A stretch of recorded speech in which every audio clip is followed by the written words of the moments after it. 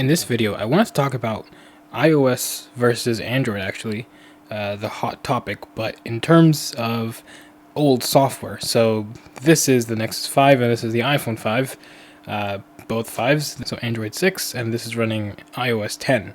And funny enough, in my opinion, the Android device has better support, as in apps still run better on this thing in 2024, maybe going into 2025, compared to iOS 10 running old apps.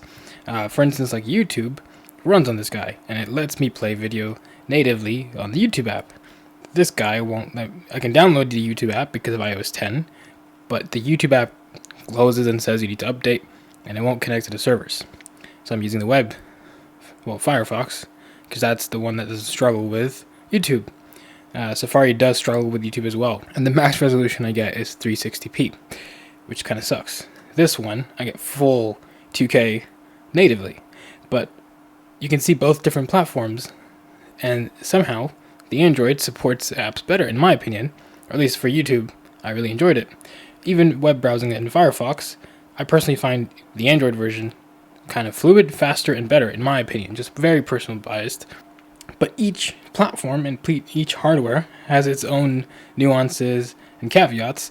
But I thought it would be it's kind of interesting that, 2024, all these years later, you would think the iOS device, natively, would be actually the longer supported device and apps would run better on it. But I found it very surprising in my experience that actually the Android held up test of time better, and it still lets you run, old versions of apps pretty well. At least these very limited apps that I'm running. But that's it. I think it kind of, at least I wanted to show that, you could rock, or I feel more confident rocking a Nexus 5, more of my daily driver. It's not my daily driver, but more, it could be a daily driver compared to the iPhone 5, because lots of apps would be unsupported, and when you download the old app, it's actually still useful, and it's not the fact just saying update me.